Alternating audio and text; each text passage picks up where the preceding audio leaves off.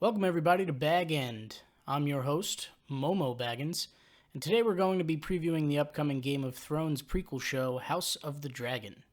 With HBO pulling off their best Snoop Dogg impression and dropping it like it's hot, I think it's a great time to take a look into the show, its plot, character details, and potential callbacks to Game of Thrones. Don't forget to like and subscribe, as I'll be pumping out more and more content from my hobbit hole, and your support helps in so many ways. So let's jump right into Bag End's preview for HBO's House of the Dragon.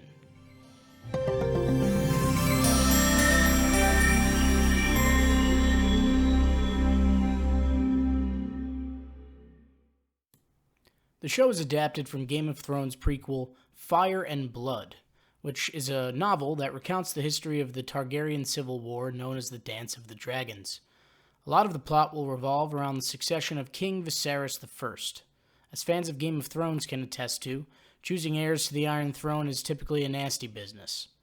George R.R. Martin, who plays an integral role into this show, unlike what he did with Game of Thrones, described the show as, "It's powerful, it's visceral, it's dark. It's like a Shakespearean tragedy. There's no Arya character everyone's going to love. They're all flawed, they're all human. They do good things, they do bad things. They're driven by lust for power, jealousy, old wounds, just like human beings, just like I wrote them." One of the showrunners is Miguel Sapochnik, who actually directed some of the best Game of Thrones episodes, including Battle of the Bastards,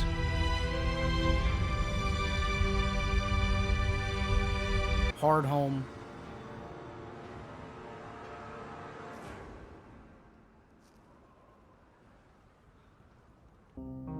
and The Long Night. In addition, the great Ramin Djawadi is back to compose the score, and I think we can all agree the man is a musical genius, and I look forward to hearing what the score for this show will sound like as well. Could you put some sad music on? Yes. So let's start from the beginning. Game of Thrones begins 298 AC, almost 300 years after Aegon's conquest. House of the Dragon takes place a couple hundred years before the events of Game of Thrones, right in the timeline range that you can see here. Jaehaerys Targaryen, known as the Old King. Oh, crap. I didn't mean for that to get in there, guys. That's just my great Uncle Bilbo. Don't mind him. He's just chilling. So anyway, Jaehaerys Targaryen, known as the Old King, was the fourth Targaryen to rule over Westeros, and he ruled for 55 years, going down as one of the best kings the realm had ever had. It was a time of prosperity in Westeros. The Game of Thrones had not begun, because rule under the Targaryens at this time was unquestioned. Everyone was prospering, there was peace all around, and nobody thought to ever challenge the rule of the Targaryens for those reasons. Well, that and the fact that they would melt your whole family with dragonfire.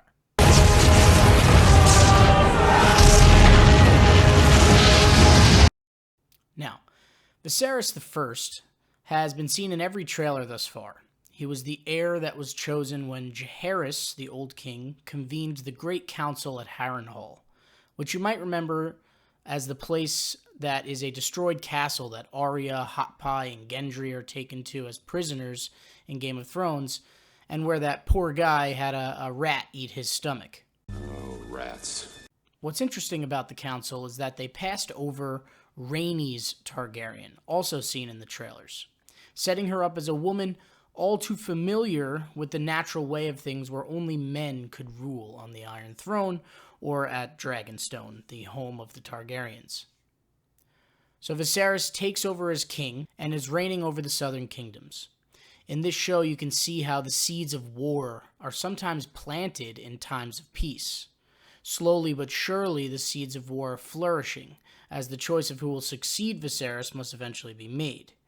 He has children with multiple wives. His first wife, Aemma Arryn, bore him a daughter, Rhaenyra. And yes, Aemma Arryn is the same Arryn family from the Game of Thrones. The Lord of all the Vale.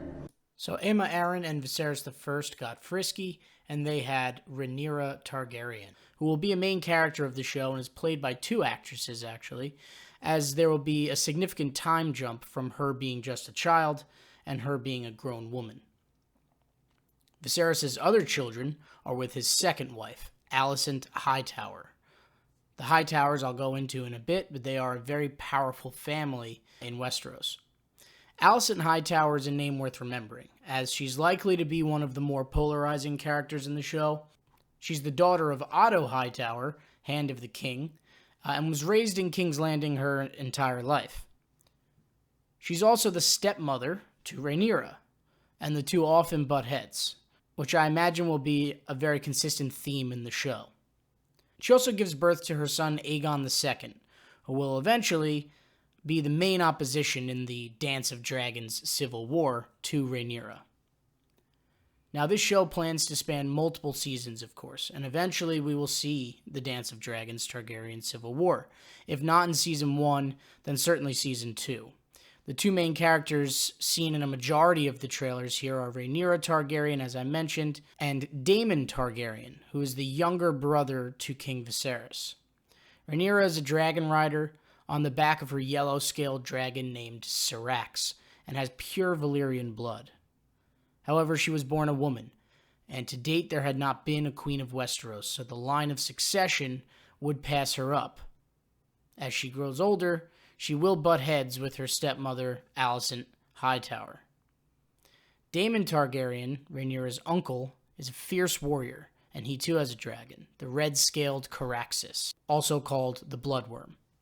He was a brutal guy, dangerous to know, and a frequent patron to flea bottom establishments. Flea Bottom being the slump of King's Landing that actually Sir Davos was from. Rhaenyra can be seen in the trailers getting advice from Rhaenys Targaryen, who I mentioned earlier, who was passed up for rule at the Great Council of Harrenhal. She is known as the Queen Who Never Was, and she was the daughter of Aemon Targaryen and Jocelyn Baratheon, another Game of Thrones name that you might remember. Her story summed up very briefly is basically that she was denied rule over the fact that she was a woman, so I imagine her counsel to Rhaenyra will be very valuable. While Game of Thrones focused on Starks and Lannisters, House of Dragon will seemingly focus mostly on three families: the Targaryens, the Valerians, and the Hightowers.